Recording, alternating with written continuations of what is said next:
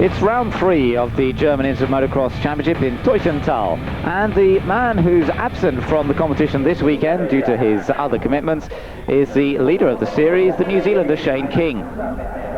So that means that everyone else has got a bit more of a chance this time. We get on with the start of the first race in quite reasonable conditions on this track, not quite the same rain as we've seen elsewhere, and the whole shot for Dietmar Lacker, but it's actually Colin Dugmore who grabs the advantage as they come out of the first corner. Colin Dugmore, number 2, leads from Bert Eckenbach, number 10, who takes second place from Dietmar Lacker, number 4. Behind them, Aaltonen and Gert van Doorn, number 6. Dugmore opening up the advantage immediately. The South African-born rider who now based very much in Germany. Bert Eckenbach still chasing after him in second place, and in fact closing up a little bit on the number 10 machine. Dietmar Lacker in third position, number 4. These three really opening up quite an advantage from everybody else. The battle for fourth place is between Aaltonen, number 83, and Van Doorn, number 6.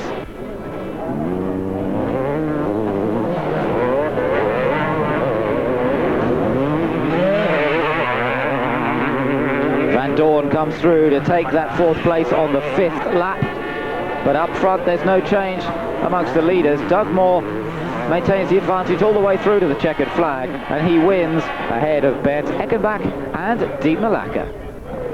A happy Colin Dugmore after the race.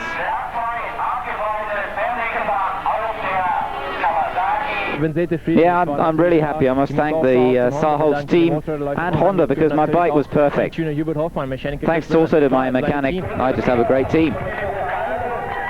It's a very fast track, there's a lot of very high jumps, so that suits me, I love that. Well, let's take a look at some of that high jumping action from the first race.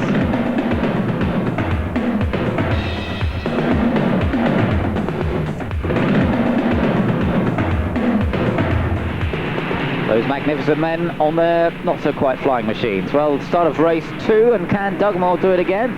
Off they all charge into the first corner. We'll soon find out. It's a good start for number 4, Dietmar Lacker, but Van Doorn and Aaltonen are also up there as they all sneak their way around. The sun's come out, making it a bit of a brighter day as well, and in fact it's Aaltonen who's taken the initial advantage.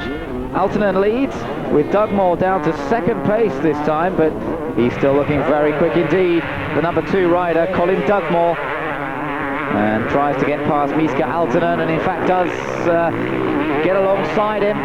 Colin Dugmore getting alongside Miska Aaltonen and grabbing the lead just as in the first race. Dugmore seems to have the advantage in terms of sheer pace. But now coming through, the number 6 bike as well, having a go. That's Van Doorn trying to take second place from Aaltonen. Dugmore leads though. And Van Doorn now, yes, he has got up into second place from Miska Aaltonen, and indeed Aaltonen now coming under pressure from Dietmar Lacker as well. So although the Finn seemed to have the initial advantage at the start, it's now proving to be that he hasn't got the pace to maintain at the race. End of the second lap, and Dugmore leads ahead of Van Doorn, Lacker, Aaltonen, and Eckenbach's now there as well. Look, bike number 10, Eckenbach on the Kawasaki, the Team Green Kawasaki.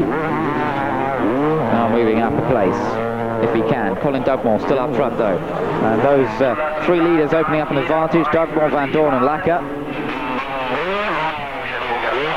And as the race continues, in fact, it's not all going Colin Dugmore's way, because he's now coming under pressure from Gert Van Doorn. Good effort this from Gert Van Doorn on the Honda with the Saarholz Racing team as well, and he's gone through. So the 2 teammates doing battle, and Saarholz certainly seem to have come up with the best setup on this Honda, but it's this time it's Gert Van Doorn who's taken Colin Dugmore.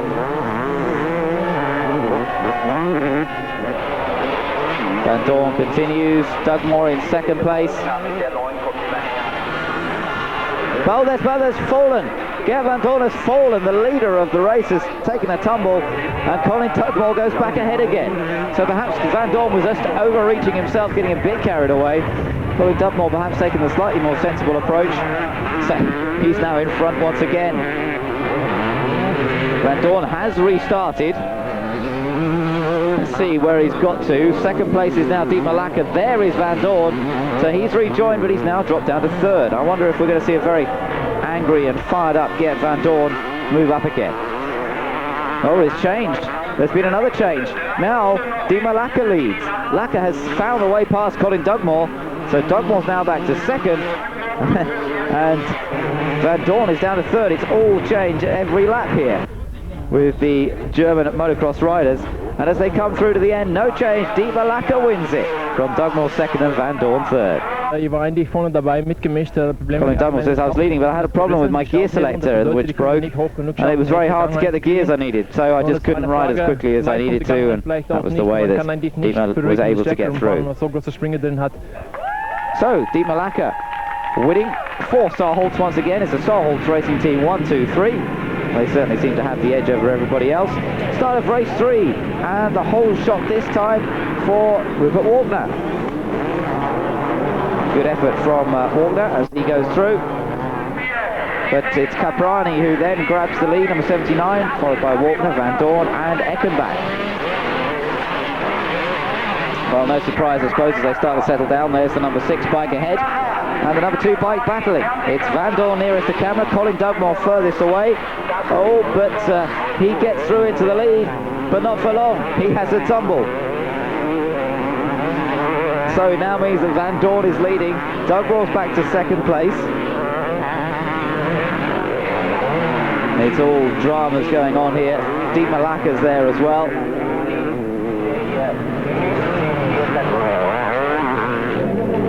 And again, Van Dorn comes through. Dietmar Lacker in second, and Colin Dugmore's dropped back again. Ben Eckenbach now in the third position. And there's some sort of problems for Colin Dugmore there. You can see, in fact, he's retired. He's got a mechanical problem, so that's the reason for Dugmore's demise. So up front, it's Geert Van Dorn and Dietmar Lacker who are doing battle now. Again, 2 teammates, remember, both riding for Star Holtz. Lacker definitely putting Geert Van Dorn under pressure. This race, half an hour plus a lap basically. And Dietmar Lacker's gone through. Lacker's now ahead of Geert Van Dorn. Third place for Ben Eckenbach. Rupert Walkner's running in 4th position. There he is, Rupert Walkner on the number 9 machine. That's on the KTM. And Eckenbach trying to keep up, but he doesn't. He drops back. In fact, Eckenbach has a fall, and that's dropped him back. Third place now is Rupert Walkner, as you can see, on the number 9 KTM. Eckenbach having dropped away after an accident, and in fact he's got some sort of mechanical problem now as a result of that. Looks as though it's damaged the bike, and Eckenbach's dropping further and further down the order. So as we come towards the end, Dietmar Lacker is going to take the win by the looks of things from Van Dorn and Rupert Walkner. And Dietmar Lacker heading for his 2nd victory in a row. Just the job for Dietmar Lacker, taking the 55 points from this event.